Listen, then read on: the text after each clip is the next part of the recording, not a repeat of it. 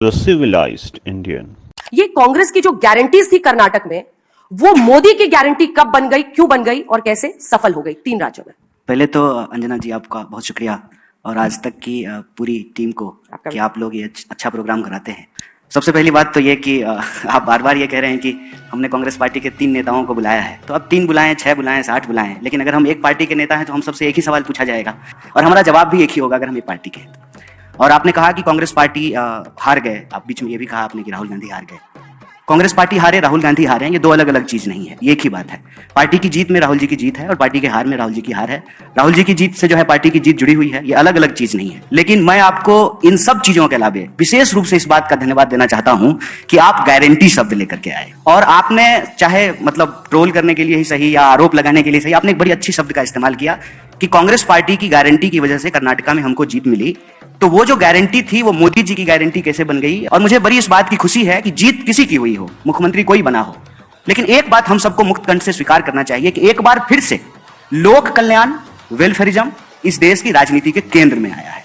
पहले क्या था ना कि दिन भर हिंदू मुसलमान की बहस में रोजी रोटी कपड़ा मकान कहीं छुप जा रहा था। अब तो ये बहुत अच्छा हुआ ना अंजना जी कि हमने कहा कि हम 500 में सिलेंडर देंगे, मोदी जी ने कहा कि हम 450 रुपया में देंगे। देखो मोदी झूठ बोला, मोदी झूठ बोला, मोदी झूठ बोला। अब ये टेम्पलेट सेट हो रहा है कि हम कह रहे हैं कि अगर आप इस देश के बड़े कॉर्पोरेट का कर्जा माफ कर सकते हैं, 10,60,000 करोड़ रुपया आपने माफ किया है और आपने किसान निधि के तहत 2,60,000 रुपया किसानों को दिया है, तो ये बेईमानी क्यों? आंकड़ा ये कहता है कि इस देश में 1% लोगों के पास 99% प्रॉपर्टी अकोमोडेट हो गई है।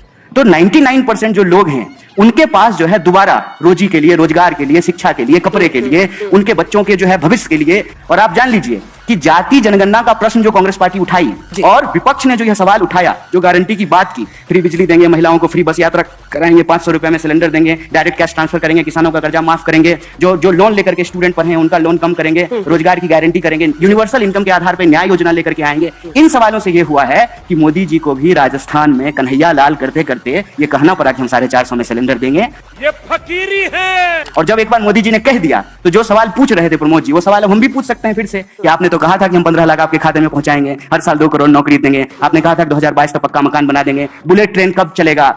देखिए ये जुमला है कि हमने इस दौर के अंदाज निराले देखे, फैसला कत्ल का कातिल के हवाले देखे। चौकीदार चोर है, चौकीदार चोर है, सारा कुछ लुट गया, हिंदुस्तान बर्बाद हो गया, सब लोग गली पे हैं, सब लोग सड़क पे आ गए, खाने को नहीं मिल रहा है। हाँ ठीक है, तो ये तो मोदी जी की यही खासियत है।